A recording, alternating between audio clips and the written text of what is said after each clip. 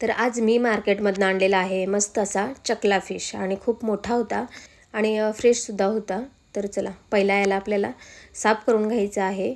तर आज मी याची फ्राय बनवणार आहे आणि अर्ध्याचं मस्त असं कालवण बनवणार आहे। चला तर याला ना आपण मस्त असं कापून घेणार आहोत। तर या पद्धतीने मी कट केलेला आहे आणि जी पोटातली घाण आहे ना ती आपल्याला काढून घ्यायची आहे आणि मला ना फ्राय बनवायची आहे त्याच्यामुळे मी गोल पीसच कापून घेणार आहे।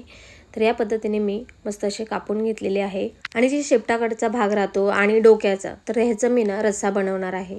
तर या पद्धतीने मस्त असे कट केलेले आहेत। तर इकडे बघा मस्त मच्छी फ्रेश आहे। तर या पद्धतीने छानपैकी आपले पीस रेडी झालेले आहेत।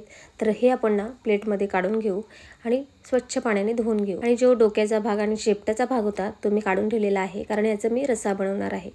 तर हे इकडे मी पीस वेगळे केलेले आहेत जे फ्राय करायचे आहेत आणि त्याच्यावर लिंबू पिळून घ्यायचा आहे। तुमच्याकडे चिंच असेल तर तुम्ही चिंचही टाकू शकता।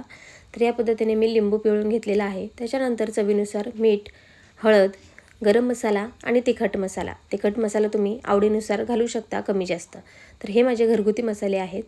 तर हे सगळं आपण टाकून मिक्स करून घ्यायचं आहे छानपैकी। आणि आज ना मी ह्याच्यामध्ये लसूण किंवा अद्रक नाही घातलेला आहे। तर इकडे ना छानपैकी मसाला लावून झालेला आहे आणि मसाला लावून ना आपल्याला हे अर्ध्या तासासाठी झाकून ठेवायचं आहे। जर तुमच्याकडे वेळ नसेल तर तुम्ही तसंही करू शकता, पण जर मॅरिनेट करून ठेवलं तर ह्याच्यामध्ये मसाला छानपैकी मुरला जातो आणि त्याला चवही चांगली येते। तर इकडे मी तव्यावर मस्त तेल घेतलेलं आहे, त्याच्यामध्ये लसूण आणि कढीपत्ता टाकलेला आहे। आता लसूण आणि कढीपत्ता थोडासा लाल होत गेला की त्याच्यावर आपण जे मॅरिनेट केलेले मच्छीचे पीस आहेत ते एक एक करून मस्त असे तव्यावर पसरून घेणार आहे आणि हे आपल्याला दोन्ही बाजूतून छानपैकी खरपूस होईपर्यंत परतून घ्यायचे आहे। तर जेव्हा कधी ना आपण मच्छी फ्राय करतो ना तेव्हा आपल्याला पलटी करायची जास्त घाई नाही करायची आणि मोठ्या गॅसवर सुद्धा नाही ठेवायची, कारण मोठ्या गॅसवर काय होतं की मच्छी बाहेरून लवकर खरपूस होते आणि आतमध्ये तशीच राहते। म्हणूनच ना मध्यम गॅसवर आपल्याला हे शिजवून द्यायचं आहे आणि एक बाजू छानपैकी खरपूस झाल्यानंतरच हे आपल्याला पलटी करून घ्यायचं आहे। तर चला इकडे फ्राय आपले झालेले आहे रेडी आणि तुम्ही सुद्धा जर आपल्या चॅनेलवर नवीन असाल तर प्लीज आपल्या चॅनेलला